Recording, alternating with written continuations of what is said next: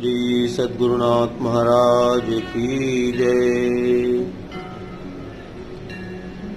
ओम नमो गुरुभ्यो गुरुपादुकाभ्यो नमः परेभ्यः परपादुकाभ्याम्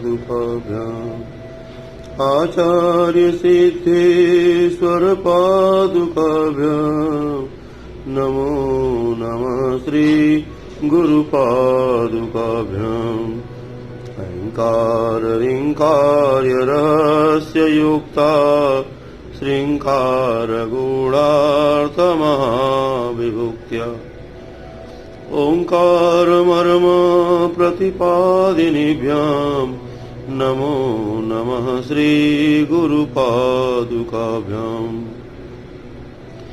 होत्राग्निहविष्य होत्र होमादि सर्वाकृतिभाषमानम् यद ब्रह्म तदबोध विदर्णाभ्याम् नमो नमः श्री गुरुपादुकाभ्याम् कामादि सर्प व्रजगारुणाभ्याम् विवेक वैराग्य निधि प्रदाभ्याम् बोध प्रदाभ्याम् द्रुतमोक्षदाभ्याम् नमो नमः श्री गुरुपादुकाभ्याम् अनंत संसार समुद्र तारा नौकायिताभ्याम् स्थिर भक्तिताभ्याम् जाड्याब्धि संशोषण वाडवाभ्याम् नमो नमः श्री गुरुपादुकाभ्याम् नमो नमः श्री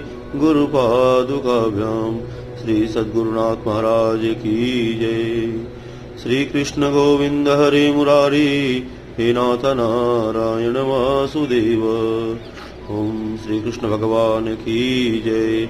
जय कारा शेरा वाला बोल सच्चे दरबार की जय। तत्व चिंतामणि वैराग्य, आज इस विषय पर हम सभी श्रवण करेंगे। कहते हैं वैराग्य का महत्व। तो कल्याण की इच्छा करने वाले पुरुष को वैराग्य साधन की परम आवश्यकता है। वैराग्य हुए बिना आत्मा का उद्धार कभी नहीं हो सकता। सच्चे वैराग्य से सांसारिक भोग पदार्थों की प्रति उपरामता उत्पन्न होती है।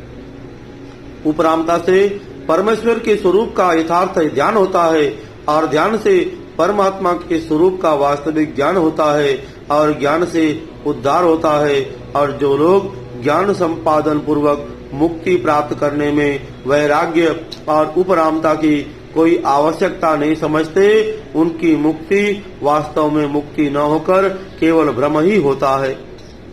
वैराग्य उपरामता रहित ज्ञान वास्तविक ज्ञान नहीं, वह केवल वाचिक और शास्त्रीय ज्ञान है, जिसका फल मुक्ति नहीं प्रत्युत और भी कठिन बंधन है। इसलिए श्रुति कहती है कि अंधतमः प्रविशन्ति अंधन्तमः प्रविशन्ति ये अविद्यामुपासते ततो भूयायवते तमोया ओ विद्याया ऊरता। कि जो अविद्या की उपासना करते हैं वे अंधकार में प्रवेश करते हैं और जो विद्या में रत हैं वे उससे भी अधिक अंधकार में प्रवेश करते हैं। ऐसा वाचिक ज्ञानी निर्भय होकर विषय भोगों में प्रवृत्त हो जाता है और वह पाप को भी पाप नहीं समझता। इसी से वह विषय रूपी दलदल में फंसकर पतित हो जाता है। ऐसे ही लोगों के लिए यह उक्ति प्रसिद्ध है कि ब्रह्म ज्ञान जान्यो नहीं कर्म दिए छिटकाय तुलसी ऐसी आत्मा सहज नरक मह जाए। वास्तव में ज्ञान के नाम पर महान अज्ञान ग्रहण कर लिया जाता है। अतएव यदि यथार्थ कल्याण की इच्छा हो तो साधक को सच्चा दृढ़ वैराग्य उपार्जन करना चाहिए। किसी स्वांग विशेष का नाम वैराग्य नहीं है। किसी कारणवश या मूढ़ता से स्त्री पुत्र परिवार धनादि का त्याग कर देना कपड़े रंग लेना, सिर मुड़वा लेना, जटा बढ़ाना या अन्य बाह्य चिन्हों का धारण करना वैराग्य नहीं कहलाता। मन से विषयों में रमण करते रहना और ऊपर से स्वांग बना लेना तो मिथ्याचार दंभ है। भगवान कहते हैं कि कर्मेंद्रियाणि संयम्य य आस्ते मनसा स्मरण इंद्रियार्थान विमूढ़ात्मा मिथ्याचार स उच्यते। श्री गीता के 3 अध्याय में 6वां श्लोक है कि जो मूढ़ व्यक्ति पुरुष कर्मेंद्रियों को हठ से रोककर इंद्रियों के भोगों को मन में चिंतन करता रहता है वह मिथ्याचारी अर्थात दंभी कहा जाता है। संप्रति दंभ का बहुत विस्तार हो रहा है। कोई लोगों को ठगने के लिए दिखलौआ मौन धारण करता है, कोई आसन लगाकर बैठता है, कोई विभूति रमाता है, कोई केश बढ़ाता है, कोई धूनी तापता है और उदर निर्मितम बहु कृतवेशः। इनमें से कोई सा भी वैराग्य नहीं है। मेरे इस कथन का यह अभिप्राय नहीं कि मैं स्त्री, पुत्र, कुटुंब, धन, शिखा, सूत्र आदि तथा कर्मों के स्वरूप से त्याग करने को बुरा समझता हूँ। न यही समझना चाहिए कि मौन धारण करना, आसन लगाना, विभूति रमाना, केश बढ़ाना या सिर मुड़वाना आदि कार्य अशास्त्रीय और निंदनीय है।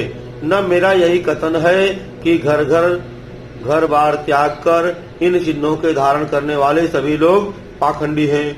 उपर्युक्त कथन किसी की निंदा या किसी पर भी घृणा करने के लिए नहीं समझना चाहिए। मेरा अभिप्राय यहाँ उन लोगों से है जो वैराग्य के नाम पर पूजा पाने और लोगों पर अनाधिकार रोब जमाकर उन्हें ठगने के लिए नाना भांति के स्वांग सजाते हैं और जो साधक संयम के लिए, अंतःकरण की शुद्धि के लिए, साधन बढ़ने के लिए ऐसा करते हैं उनकी कोई निंदा नहीं है।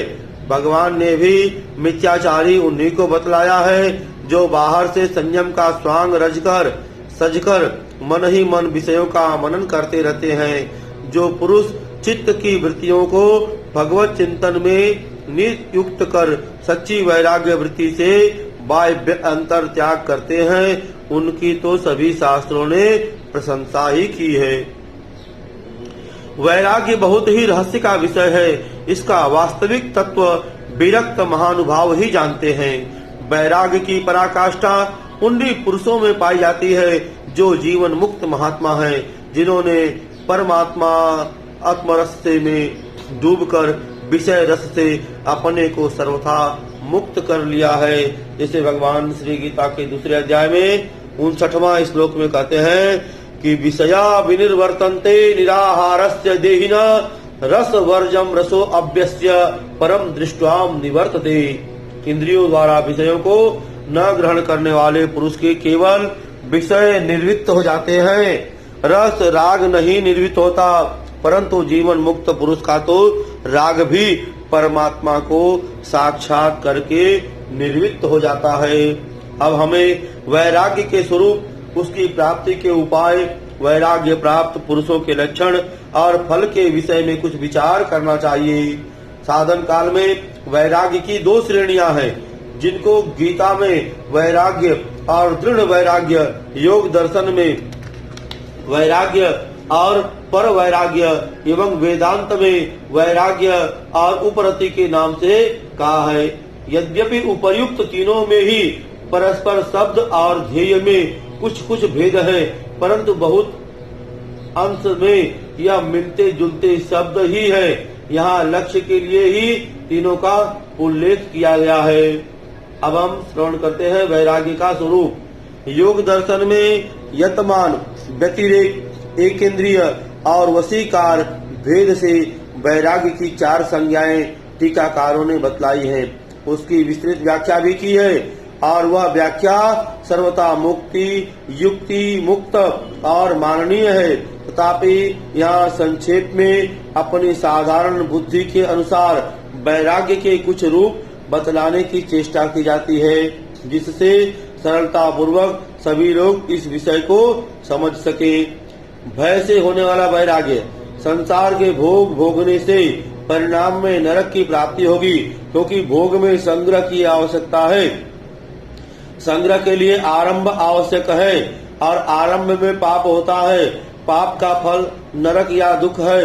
इस तरह भोग के साधनों में पाप और पाप का परिणाम दुख समझकर उसके भय से, विषयों से अलग होना, भय से उत्पन्न वैराग्य है।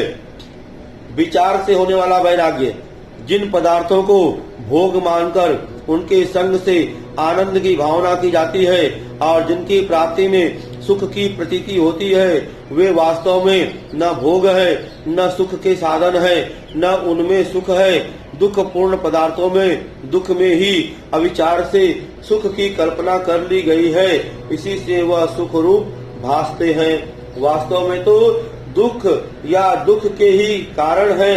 भगवान ने कहा है कि ये ही स स्पर्शजा भोगा दुख योनया येवते आदंतवंतम कौन्तेय न तेषु रमते बुध।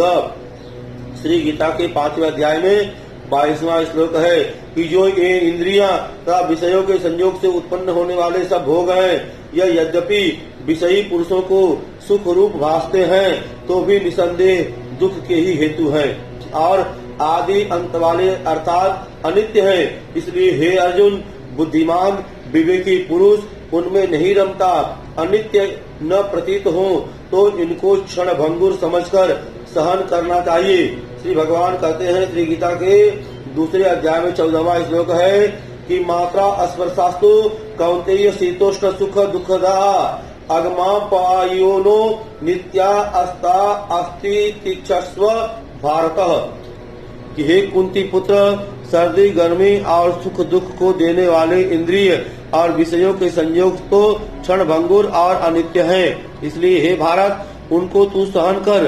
अगले श्लोक में ही इस सहनशीलता का यह फल भी बता दिया है भगवान ने कि यम ही न व्यथयन्त्येते पुरुषम पुरुष वर्षभ सम दुख सुखम धीरम सो अमृतत्वाय कल्पते।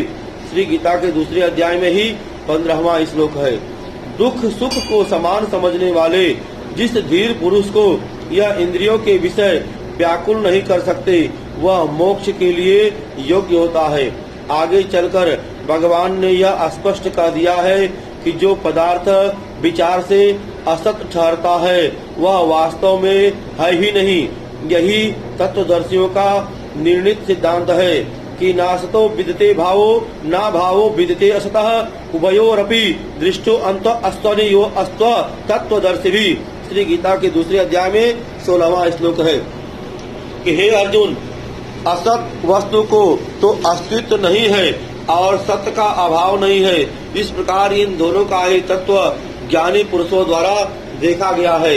इस प्रकार जो है विवेक द्वारा वैराग्य उत्पन्न और विचार से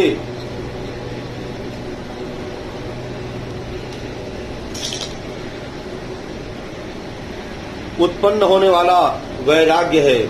अब श्रवण करेंगे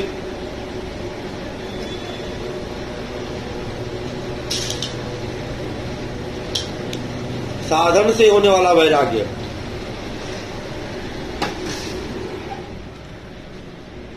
जब मनुष्य साधन करते करते प्रेम में विह्वल होकर भगवान के तत्व का अनुभव करने लगता है, तब उसके मन में भोगों के प्रति स्वतः ही वैराग्य उत्पन्न होता है। उस समय उसे संसार के समस्त भोग पदार्थ प्रत्यक्ष दुख रूप प्रतीत होने लगते हैं। सब विषय भगवत प्राप्ति में स्पष्ट बाधक दिखते हैं। जो स्त्री पुरुष अज्ञानी की दृष्टि में रमणीय सुखप्रद प्रतीत होते हैं, वही उसकी दृष्टि में घृणित और दुखप्रद प्रतीत होने लगते हैं। धन मकान, रूप यौवन, गाड़ी मोटर, पद गौरव, शान शौकीनी, विलासिता सजावट आदि सभी में उनकी विस्मत बुद्धि हो जाती है और उनका संग उसे साक्षात कारागार से भी अधिक बंधन कारक, दुखदायी तथा घृणास्पद बोध होने लगता है। मान बढ़ाई, पूजा प्रतिष्ठा, सत्कार, सम्मान आदि से वह इतना डरता है जितना साधारण मनुष्य सिंह, व्याघ्र, भूत प्रेत और यमराज से डरते हैं। जहाँ उसे सत्कार, पूजा या सम्मान मिलने की किंचित भी संभावना होती है, वहाँ जाने में उसे बड़ा भय मालूम होता है।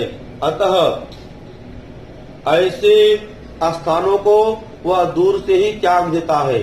जिन प्रशंसा, प्रतिष्ठा, मान सम्मान की प्राप्ति में साधारण मनुष्य फूले नहीं समाते, उनमें में उसको लज्जा, संकोच और दुख होता है। वह उनमें अपना अधपतन समझता है। हम लोग जिस प्रकार अपवित्र और घृणित पदार्थों को देखने में हिचकते हैं, उसी प्रकार वह मान बढ़ाई से घृणा करता है।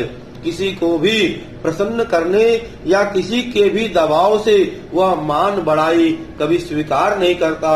उन्हें वह प्रत्यक्ष नरक तुल्य प्रतीत होते हैं। जो लोग उसे मान बढ़ाई देते हैं, उनके संबंध में भी वह यही समझता है कि यह मेरे भोले भाई मेरी हित कामना से विपरीत आचरण कर रहे हैं। भोले साजन शत्रु बराबर है। कहते हैं कि वाली उक्ति चरितार्थ करते हैं, इसलिए वह उनकी क्षणिक प्रसन्नता के लिए उनका आग्रह भी स्वीकार नहीं करता।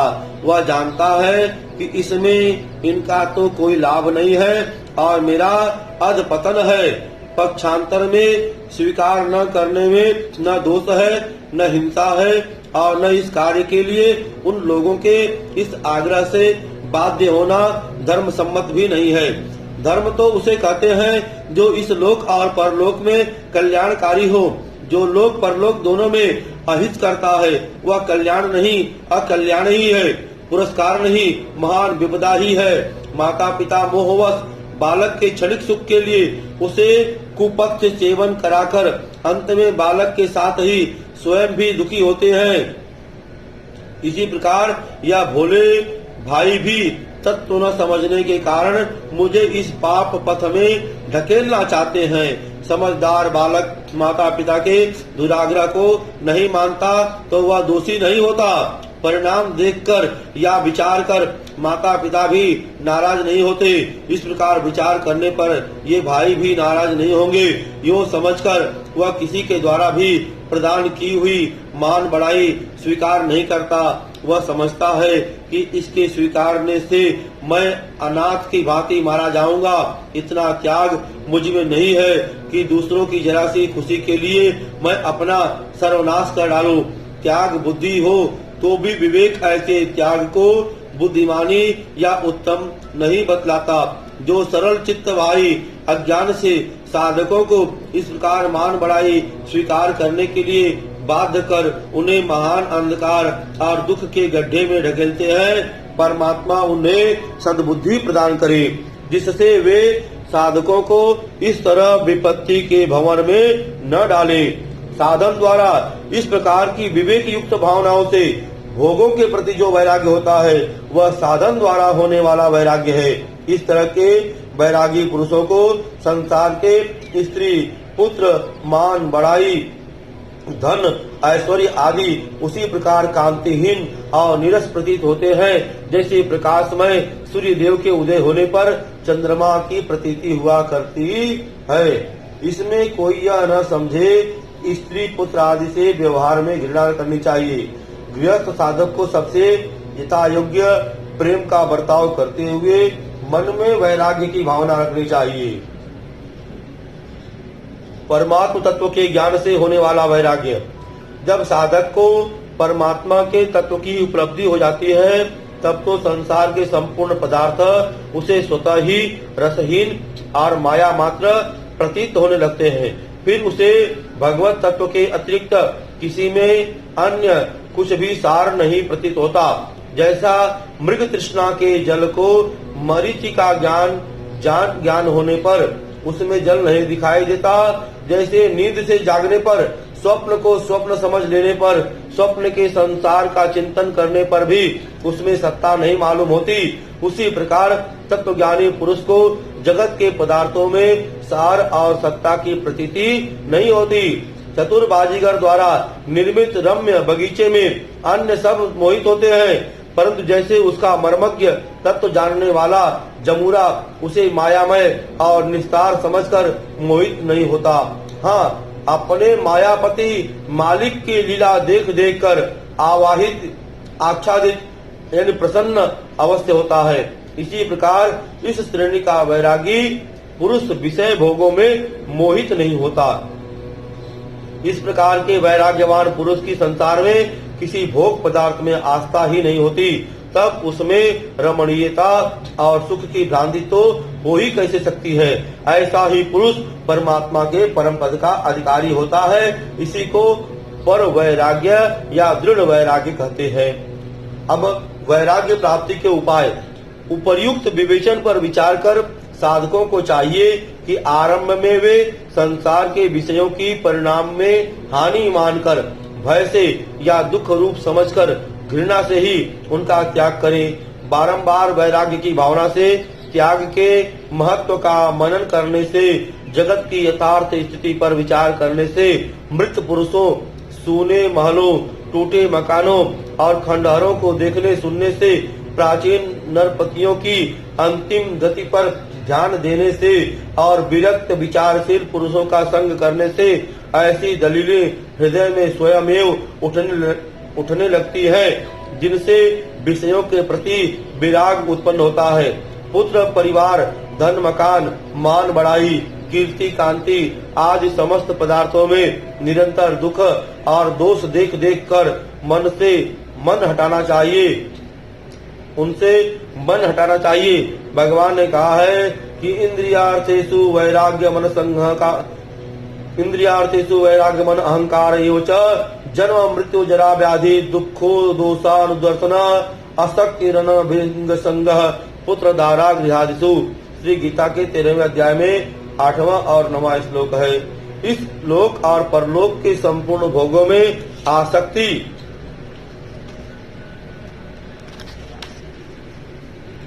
का अभाव और अहंकार भी अभाव एवं जन्म मृत्यु जरा और रोग आदि में दुख दोषों का बारंबार विचार करना तथा पुत्र स्त्री घर और धनादि में आसक्ति और ममता का अभाव करना चाहिए। विचार करने पर ऐसी और भी अनेक दलीलें मिलेंगी जिनसे संसार के समस्त पदार्थ दुख रूप प्रतीत होने लगेंगे।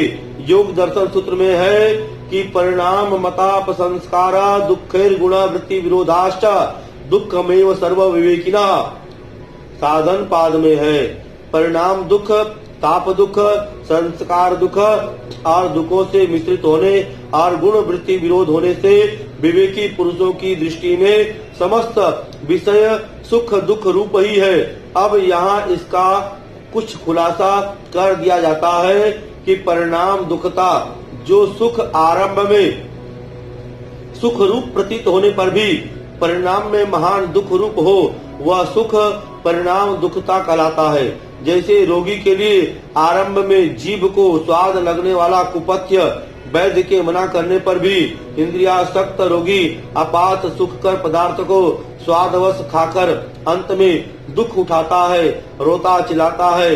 इसी प्रकार विषय सुख आरंभ में रमणीय और सुख रूप प्रतीत होने पर भी परिणाम में महान दुख कर है। भगवान कहते हैं कि विषय इंद्रिय संयोगा जंत दग्रहे अमृतोपमम परिणामे विषमिव तत्सुखम राजस अस्मृतम। श्री गीता के 18वें अध्याय में 38वां श्लोक है। जो सुख विषय और इंद्रियों के संयोग से होता है वह यद्यपि भोग काल में अमृत के सदृश भासता है, परंतु परिणाम में वह बल वीर्य बुद्धि धन उत्साह और परलोक का नाशक होने से विष के सदृश है, इसलिए वह सुख राजस कहा गया है। दांत की खाज खुजलाते समय बहुत ही सुखद मालूम होती है, परंतु परिणाम में जलन होने पर वही महान दुखद हो जाती है। यही विषय सुखों का परिणाम है। इस लोक और परलोक के सभी विषय सुख परिणाम दुखता के लिए हुए हैं। बड़े पुण्य संचय से लोगों को स्वर्ग की प्राप्ति होती है, परंतु ते तम भुक्त्वाम स्वर्गलोकम विशालम क्षीणे पुण्य मर्तलोकम विसंति। ये वह उस विशाल स्वर्गलोक को भोग कर पुण्य क्षीण होने पर पुनः मृत्यु लोक को प्राप्त होते हैं। इसलिए गोसाई जी महाराज कहते हैं यही तन कर फल विषय न भाई स्वर्ग हूँ स्वल्प अंत दुखदाई। ताप दुखता पुत्र स्त्री स्वामी धन मकान आदि सभी पदार्थ हर समय ताप देते हैं, जलाते रहते हैं। कोई विषय ऐसा नहीं है जो विचार करने पर जलाने वाला प्रतीत न हो। इसमें के सिवा जब मनुष्य अपने से दूसरों को किसी भी विषय में अधिक बढ़ा हुआ देखता है तब अपने अल्प सुख के कारण उसके हृदय में बड़ी जलन होती है और विषयों की प्राप्ति, उनके संरक्षण और नाश में भी सदा जलन बनी रहती है। कहा है कि अर्था नामर्जने दुख तथैव परिपालने नाशे दुख भये दुख दिग अर्थान के क्लेश कारण। कि धन कमाने में कोई तरह के संताप उपार्जन हो जाने पर उसकी रक्षा में संताप कहीं किसी में डूब न जाए, इस चिंतालय में सदा ही जलना पड़ता है। नाश हो जाए तो जलन, खर्च हो जाए तो जलन, छोड़कर मरने में जलन। मतलब यह कि आदि से अंत तक केवल संताप ही रहता है, द्वेष ही रहता है, ईर्ष्या ही रहती है, इसलिए इसको धिक्कार दिया गया है। यही हाल पुत्र, मान बढ़ाई आदि का है। सभी में प्राप्ति की इच्छा से लेकर वियोग तक संताप बना रहता है। ऐसा कोई विषय सुख नहीं जो संताप देने वाला न हो। संस्कार दुखता। आज स्त्री, स्वामी, पुत्र परिकार और पुत्र परिवार, धन माना आदि जो विषय प्राप्त हैं, उनके संस्कार हृदय में अंकित हो चुके हैं। इसलिए उनके समाप्त होने पर संस्कारों के कारण उन वस्तुओं का अभाव महान दुखदायी होता है। मैं कैसा था, मेरा पुत्र सुंदर, सुडौल और आज्ञाकारी था, मेरी स्त्री कितनी सुशीला थी, मेरे पिता से मुझे कितना सुख मिलता था, मेरी बड़ाई जगत भर में छा रही थी, मेरे पास लाखों रुपए थे, परंतु आज मैं क्या से क्या हो गया, मैं सब तरह से दीनहीन हो गया। यद्यपि उसी के समान जगत में लाखों करोड़ों मनुष्य आरंभ से ही इन विषयों से रहित हैं, परंतु वे ऐसे दुखी नहीं हैं जिसके विषय भोगों की बाहुल्यता के समय दुखों के संस्कार होते हैं, उसे ही उनके अभाव की प्रतीति होती है। अभाव की प्रतीति में दुख भरा हुआ है, यही संस्कार दुखता है। इसके सिवा यह बात भी सर्वथा ध्यान में रखनी चाहिए कि संसार के सभी विषय सुख सभी अवस्था में दुख से मिश्रित हैं। गुण वृत्तियों के विरोध जन्य दुख। एक मनुष्य को कुछ झूठ बोलने या छल कपट विश्वासघात करने में 10,000 रुपए मिलने की संभावना प्रतीत होती है। उस समय उसकी सात्विक वृत्ति कहती है कि पाप करके रुपए नहीं चाहिए, भीख मांगना या मर जाना अच्छा है, परंतु पाप करना उचित नहीं। उधर लोभ मलूक राजसी वृत्ति कहती है कि क्या हर्ज है, एक बार तनिक सी झूठ बोलने में आपत्ति ही कौन सी है, जरा से छल कपट या विश्वासघात से क्या होगा, एक बार ऐसा करके रुपए कमाकर दरिद्रता मिट जाए और मिटा ले, भविष्य में ऐसा दोबारा नहीं करेंगे। यो सात्विकी और राजसी वृत्ति में महान युद्ध मच जाता है। इस झगड़े में चित्त अत्यंत व्याकुल और किंग कर्तव्य ढूंढ हो जाता है, उठता है, विषाद और उद्विग्नता का पार नहीं रहता। इसी तरह राजसी तामसी वृत्तियों का झगड़ा होता है। एक मनुष्य शतरंज या ताश खेल रहा है, उधर उसके समय पर न पहुंचने से घर का आवश्यक काम बिगड़ता है। कर्म में प्रवृत्ति कराने वाली राजसी वृत्ति कहती है, उठो चलो, हर्ज हो रहा है, नुकसान हो रहा है, घर का काम करना है, घर का काम करो, जल्दी चलो। इधर प्रमाद रूपा तामसी वृत्ति पुनः पुनः उसे खेल की ओर खींचती है। वह बेचारा इस दुविधा में पड़कर महान दुखी हो जाता है। उदाहरण के लिए 2 दृष्टांत ही पर्याय है। इस प्रकार विचार करने से यह स्पष्ट विदित होता है कि संसार के सभी सुख दुख रूप हैं, अतएव इनसे मन हटाने की भरपूर चेष्टा करनी चाहिए। उपर्युक्त भय से और विचार से होने वाले दोनों प्रकार के वैराग्यों को प्राप्त करने के यही उपाय हैं। यह उपाय पूर्वापेक्षा उत्तम श्रेणी के वैराग्य संपादन में भी अवश्य ही सहायक होते हैं, परंतु अगले दोनों वैराग्यों की प्राप्ति में निम्नलिखित साधन विशेष सहायक होते हैं। परमात्मा के नाम जप और उनके स्वरूप का निरंतर स्मरण करते रहने से हृदय का मल ज्यों ज्यों दूर होता है, त्यों त्यों उसमें उज्ज्वलता आती है। ऐसे उज्ज्वल और शुद्ध अंतःकरण में वैराग्य की लहरें उठती हैं, जिनसे विषयानुराग मन से स्वमेव ही हट जाता है। इस अवस्था में विशेष विचार की आवश्यकता नहीं रहती। जैसे मैले दर्पण को रुई से घिसने पर ज्यों ज्यों उसका मैल दूर होता है त्यों ही त्यों वह चमकने लगता है और उसमें सुख का मुख का प्रतिबिंब स्पष्ट दिखलाई पड़ता है।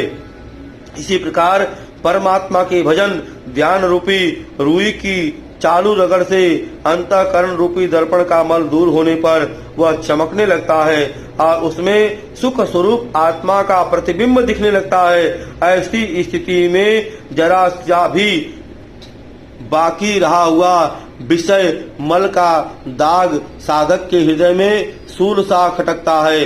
अतएव वह उत्तरोत्तर अधिक उत्साह के साथ उस दाग को मिटाने के लिए भजन ध्यान में तत्पर होकर अंत में उसे सर्वथा मिटाकर ही छोड़ता है।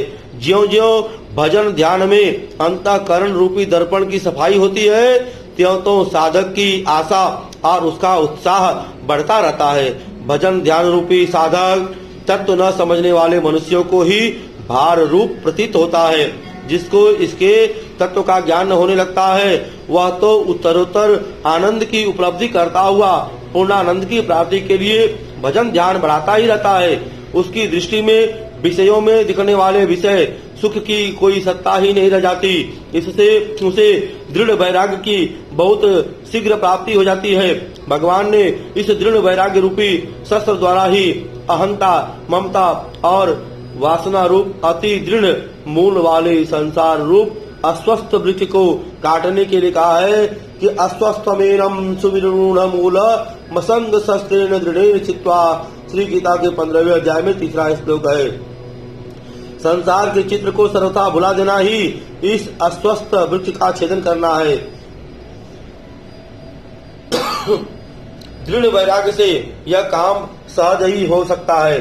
भगवान कहते हैं कि पदम तत्परिमार्गितव्यम यस्मिन् गताम न निर्वन्तन्ति भूयः तमेव चादम पुरुषम प्रपद्ये तम प्रवृत्ति प्रमृताम पुराणी। श्री गीता के 15वें अध्याय में 4वां श्लोक है। इसके उपरांत इस परम पद रूप परमेश्वर को अच्छी प्रकार खोजना चाहिए। उस परमात्मा के विज्ञान आनंद घन सत्य ज्ञान अनंत ब्रह्म का बारंबार चिंतन करना ही उसे ढूंढना है, जिसमें गए हुए पुरुष फिर वापस संसार में नहीं आते और जिस परमेश्वर से यह पुरातन संसार वृक्ष की प्रवृत्ति विस्तार को प्राप्त हुई है, उसी आदि पुरुष नारायण को मैं शरण करता हूँ। मैं उनकी शरण में हूँ और उस परम पद के स्वरूप को पकड़ लेना, उसमें स्थित हो जाना ही उसकी शरण होना है। इस प्रकार शरण होने पर निर्माण मोहा जित संग दोषा अध्यात्म नित्या बेणी वृत्त कामा द्वंद्वे विमुक्ता सुख दुख संगे गच्छन्नत मूढ़ा पदम अभ्ययम ततः। श्री गीता के 15वें अध्याय में 5वां श्लोक है। नष्ट हो गया है मान और मोह जिनका तथा जीत लिया है आसक्ति रूप दोष जिन्होंने और परमात्मा के स्वरूप में है निरंतर स्थिति जिनकी अच्छी तरह नष्ट हो गई है, कामना जिनकी, ऐसे वे सुख दुख नामक द्वंद्वों से विमुक्त हुए ज्ञानी जन उस अविनाशी परम पद को प्राप्त होते हैं। वैराग्य का फल कहते हैं कि बस इस प्रकार एक परमात्मा का ज्ञान रह जाना ही अटल समाधि या जीवन मुक्त अवस्था है। उसी के यह लक्षण है कि तदंतर ऐसे जीवन मुक्त पुरुष भगवान के भक्त संसार में किस प्रकार विचरते हैं, उनकी कैसी स्थिति होती है, इसका विवेचन श्री गीता के अध्याय 12वें अध्याय में श्लोक 13 से 19 तक निम्नलिखित रूप से है। भगवान उनके लक्षण बताते हुए कहते हैं कि अद्वेष्टा सर्वभूतानां मैत्रम करुणा एवं च निर्ममो निरहंकार सम दुख सुखम शमी संतुष्टम संततम योगी यत आत्मा दृढ़ निश्चय मप्या अर्पित मनोबुद्धि तो मद्भक्तम स मे प्रिय यस्मानो द्विजते लोके लोकानो द्विजते चय हर्षाम अर्थ भोगयो द्वैर्मुक्तो यः स च मे प्रिय अनिपेक्षम सुचिर्दक्ष उदासीनो गतव्यतः सर्वारंभ परित्यागी यो मद्भक्तम स मे प्रिय यो न हसति न दृष्टि न सोचति न कांक्षते शुभाशुभ परित्यागी भक्तिमान स मे प्रिय सबम सन्नो समित्रे च तथा मानापमानयो शीतोष्ण दुख सुख देशु शीतोष्ण सुख दुखेषु मम संग विवर्जिता तुल्य निंदा अस्तुतिर्मौनी संतुष्टो ये नित्य अनिकेतम स्थितिर्मति भक्ति मान्य प्रियो नरः। इस प्रकार शांति को प्राप्त हुआ जो पुरुष सब भूतों में द्वेष भाव से रहित एवं स्वार्थ रहित, सबका प्रेमी और हेतु रहित दयालु है, तथा ममता से रहित एवं अहंकार से रहित, सुख और दुखों की प्राप्ति में सम और क्षमावान है, अर्थात अपना अपराध करने वाले को भी अभय देने वाला है। जो ध्यान योग में युक्त हुआ निरंतर लाभ हानि से संतुष्ट है, मन और इंद्रियों सहित शरीर को वश में किए हुए मुझ में दृढ़ निश्चय वाला है, वह मुझ में अर्पण किए हुए मन बुद्धि वाला मेरा भक्त मुझे प्रिय है, जिससे कोई भी जीव उद्वेग को प्राप्त नहीं होता और जो स्वयं भी किसी जीव से उद्वेग को प्राप्त नहीं होता एवं जो हर्ष, अमर्ष, भय और उद्वेग आदि से रहित है, वह मुझे प्रिय है।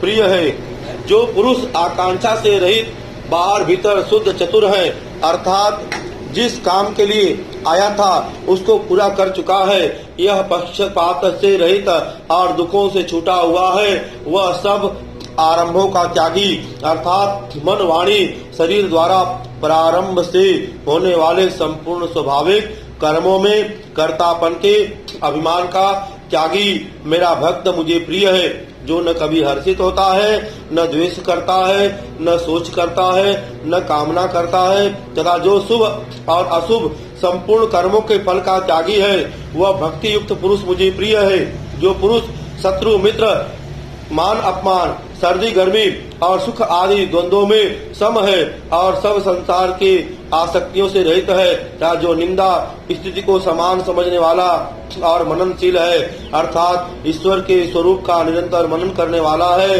एवं जिस किसी प्रकार से भी शरीर का निर्वाह होने में सदा ही संतुष्ट और रहने के स्थान में ममता से रहित है, वह स्थिर बुद्धि वाला भक्तिमान पुरुष मुझे प्रिय है। अतएव इस असार संसार से मन हटाकर इस लोक और परलोक के समस्त भोगों में वैराग्यवान होकर सबकी परमात्मा की प्राप्ति के लिए प्रयत्न करना चाहिए। सभी को जो है परमात्मा की प्राप्ति के लिए प्रयत्न करना चाहिए, यही भगवान का जो है आदेश है और यही साधन करने वाले पुरुषों को गुरु का आदेश मानकर साधन करना चाहिए और यही वास्तविक जो है ज्ञान है और यही वास्तव में सच्चा सुख है और यही वास्तव में मान बढ़ाई से बचने का सबसे बड़ा उत्तम साधन है और यही वैराग्य को प्राप्त कराने वाला भी उत्तम साधन है। बोलिए श्री कृष्ण भगवान की जय, श्री सद्गुरुनाथ महाराज की जय। धर्म की जय हो, अधर्म का नाश हो, प्राणियों में सद्भावना हो, विश्व का कल्याण हो। ओम काल हर कष्ट हर दुख हर, हर हर महादेव की जय।